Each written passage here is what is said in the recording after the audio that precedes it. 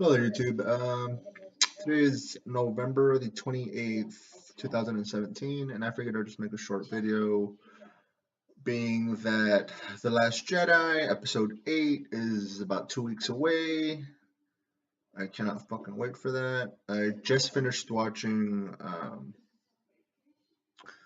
The Force Awakens a while ago, for like the thousandth time, and I just cannot wait for The Last Jedi. Um, it all begins and ends with Snoke. The more I watch The Force Awakens, I realize that it kind of starts and begins with Snoke, as far as how it all came together. At least in Episode 7. Um, of course, the opening credits, the vintage fucking Star Wars scroll with the yellow font. Um, it's telling me that Luke Skywalker's missing, and he's the Last Jedi. And Luke Skywalker, where is he? He's missing. What the fuck? Um, but the first one to say or mention the Force, and that there's been an awakening in the Force, being that Luke is the Last Jedi. Snoke is the one who says it. He's like, there's been an awakening in the Force. I felt it. This and that. Da da da da da da da da da. So the title of Episode 7 kind of came out from Snoke's mouth, pretty much. And there's a lot of people that didn't really like The Force Awakens, or they're like, how the fuck did Rey, learn all this, all this training and Force sensitivity, and how is she like so powerful and all this and that yada yada yada yada. But there's a lot of subtlety, little moments in Episode 7, The Force Awakens, that you don't really catch the first time you see it, but the more you rewatch it, you know that there's moments where Rey is obviously being guided by somebody, or like she's being guided by either, I don't know if it's Luke Skywalker, who's like communicating with her via, the Force, or if it's like Obi-Wan Kenobi guiding Rey. You know how in New Hope, when Ben Kenobi gets killed and he's kind of guiding Luke with the Force, after he dies or whatever, and he's like a Force ghost or whatever the fuck. It's obvious that Rey is being guided or helped out by either Obi-Wan Kenobi or Luke Skywalker, because there's, when she's at the Millennium Falcon and she's like, oh, I bypassed the compressor, and she holds up the little thingamajig. It cuts to Han Solo, and then it cuts back to her, and then she kind of gives like a confused look, like she gives like this weird confused look of like, wait, how did I know that? How did I know how to do that? When she's being interrogated by Kylo, when she's like tied up to that fucking gurney stretcher shit, and she tells the stormtrooper, you will unlock these restraints and you will drop your weapon, blah blah blah blah blah. I don't think that's so much through her own volition. I think she's being helped or guided again by this like I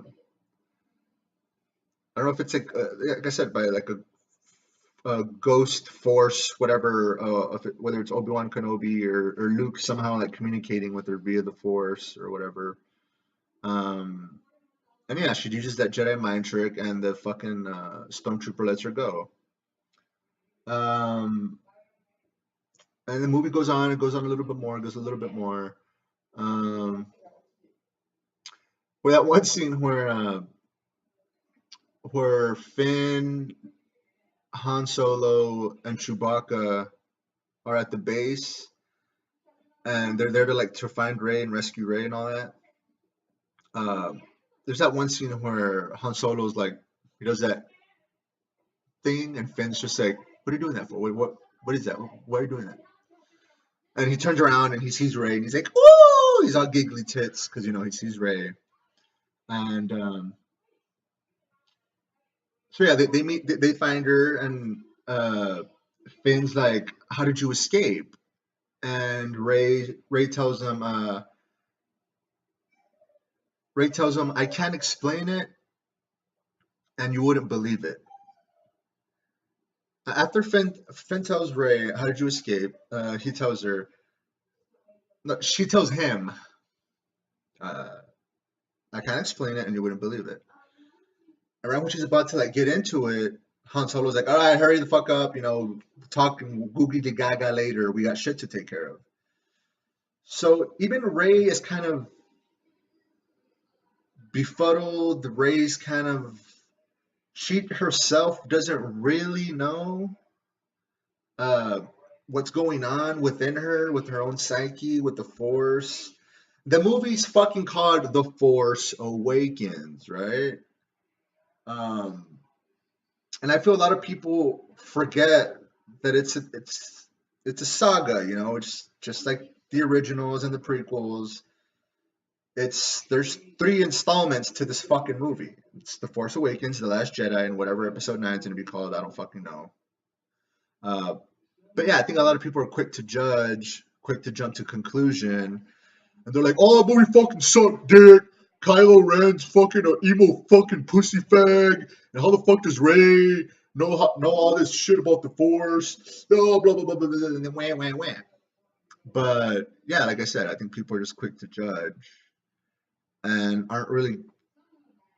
They're not waiting for the fucking. They forget there's two fucking movies left in this story that's being told here.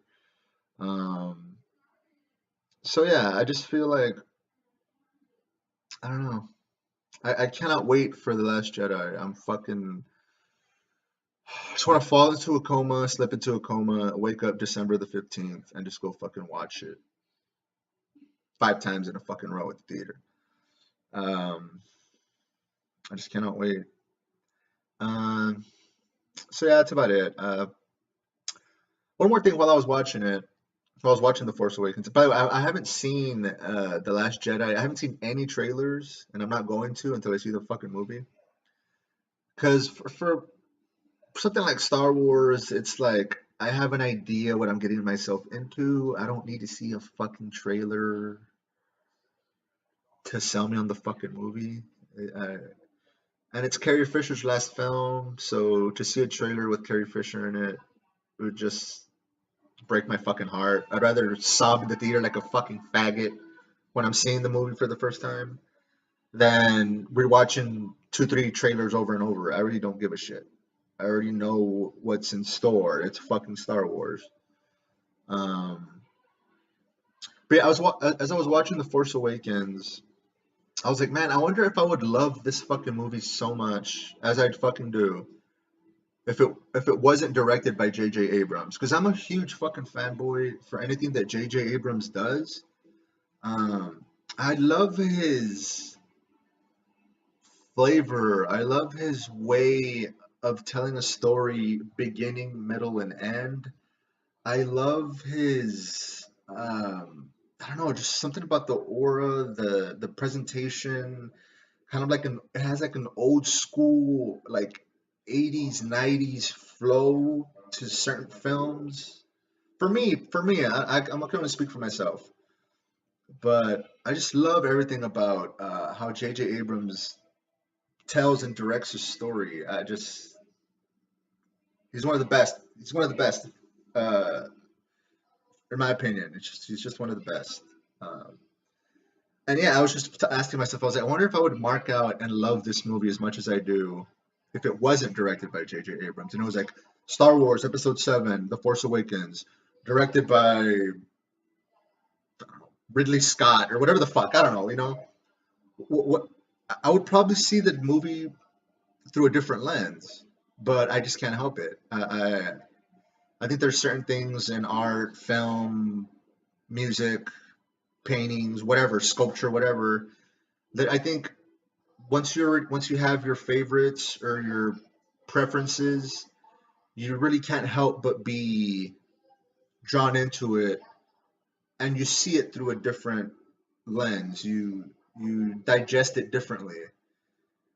And people can say that they don't, and they're like, no, I go into it as objective as humanly fucking possible. But you don't.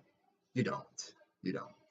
Whether you're aware of it or not, consciously, subconsciously, subjective, objectively, you're just as guilty of it as my fucking nerd faggoty ass. And I've gone on long enough. I cannot wait for The Last Jedi. About 2 weeks from now.